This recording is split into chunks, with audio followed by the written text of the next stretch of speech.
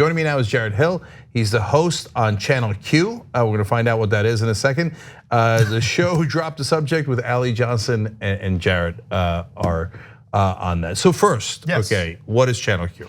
Channel Q is a brand new station. We launched in October, and we're the first and only FM station that is national and FM. So you can pick it up in various different cities. We're on in 20 different cities around the country right now, and we stream live on radio.com, so people can get us in cities that we're not on in yet. And yeah, that's basically the general gist of what we do. Yeah. Okay, so I know Sirius Satellite Radio has an LGBT station, right?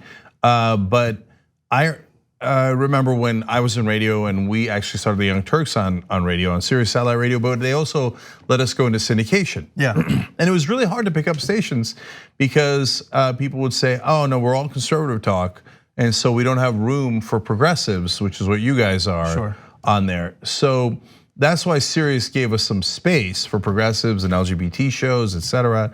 So is radio substantially different now? How is this possible? Well, I feel like we don't have like a political leaning, but I mean, being gay, being black is inherently political, right? Being gay is inherently political in a lot of ways. So in that way, we do have like a progressive leaning kind of conversation on a lot of the different shows that we're on. But we are part of Intercom, so we're in, our companies in hundreds of different cities with hundreds of different stations.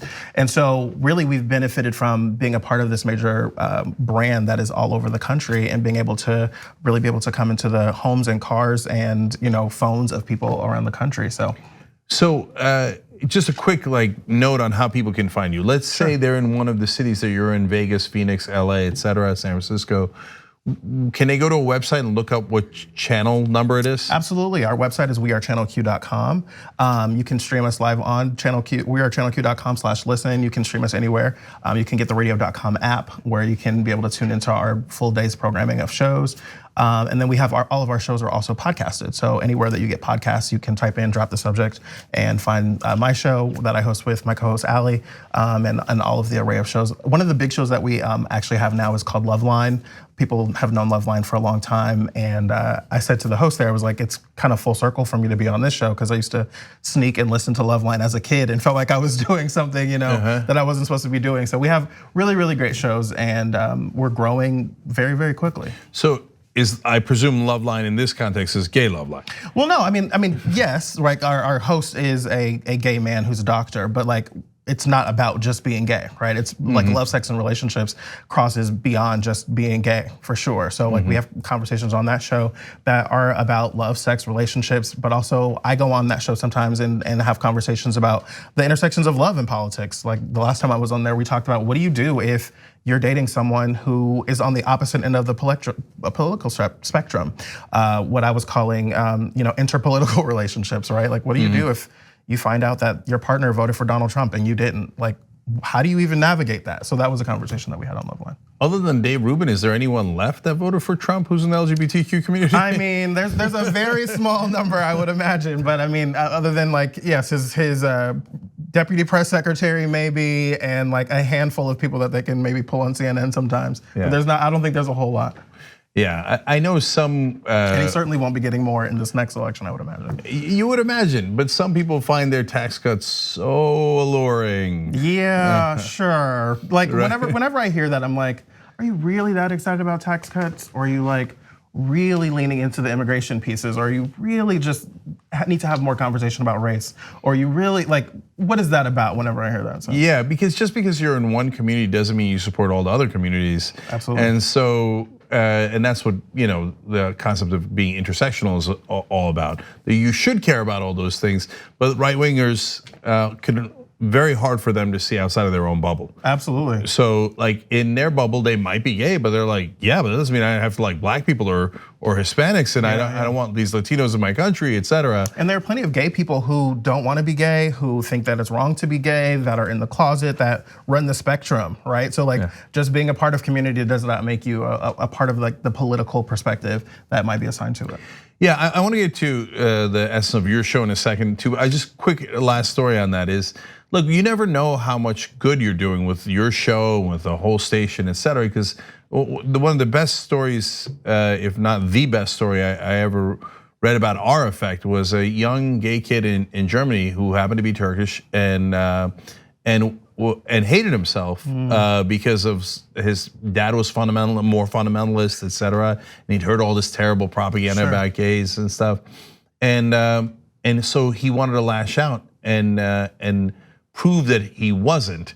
So he's thinking of joining ISIS, and his friends and him got worked up. But before he went, he said he watched a clip of ours, and I said, why would God make you a certain way and then be against it? It doesn't make any sense. Yeah. And he said that in a wonderful liberal mosque in Germany, which apparently exists, right?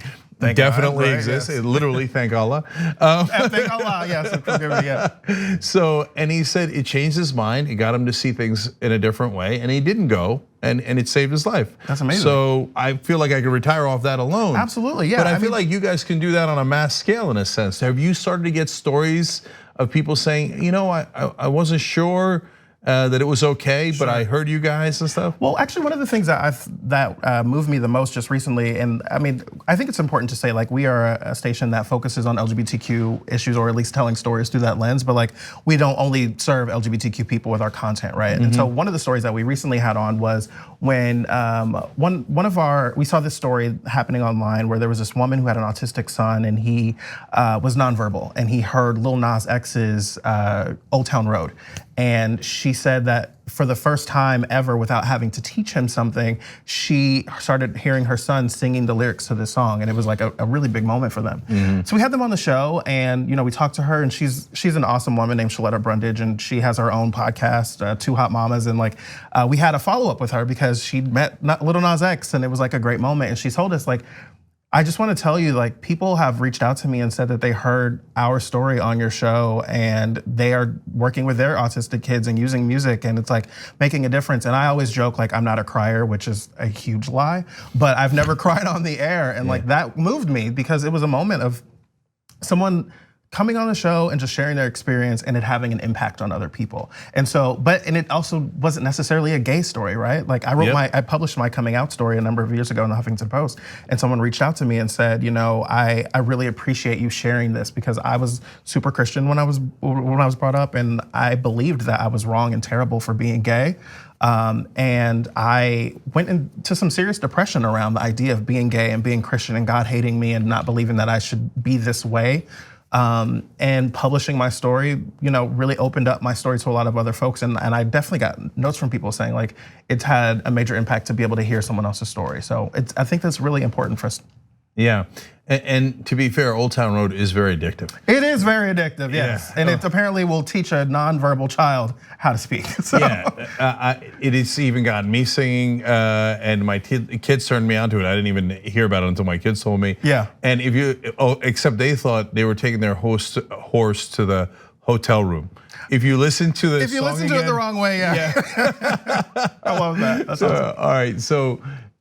Well, you broke the story on Melania doing plagiarism. I thought that might come up here. Yeah. Yes, I did. I mean, talking about a story that has nothing to do with the LGBTQ community, right? Yeah. Did you break that when you were at Huffington Post? I had been laid off. I was a reporter in Tampa Bay, and I was working at our ABC station there, and I got laid off. And I had been looking for a job for well over a year at that point. And I was like dabbling and doing some freelancing, and I was sitting in a Starbucks and watching the live stream, and like I finished the sentence out loud with her, with Melania Trump, and I thought, that's kind of odd. Why do I know that? Michelle Obama clearly said, "Oh my God," and the rest was kind of history from there. Oh, that's awesome. All right, now tell us more about what Drop the Subject's about. Yeah, so Drop the Subject is a new show. I've just come onto the show in the last couple of months, and it's with myself and Allie Johnson, and we're on every day from 12 to 2, and we're actually doing like mega shows right now where we're on from 10 to 2. We do politics, we do pop culture, we do comedy stuff, we do like a lot of different things throughout that time to kind of bring stories to people that are important and interesting, but also to have a good time on the air, and to kind of get a bit of an escape, get a bit of the meal that you need as well, and also some of the dessert. Yeah, and so you guys also play songs on the radio overall on these stations, right? We're a music talk station, so we So go music and talk. So I never. First of all, predominantly Lady Gaga, right?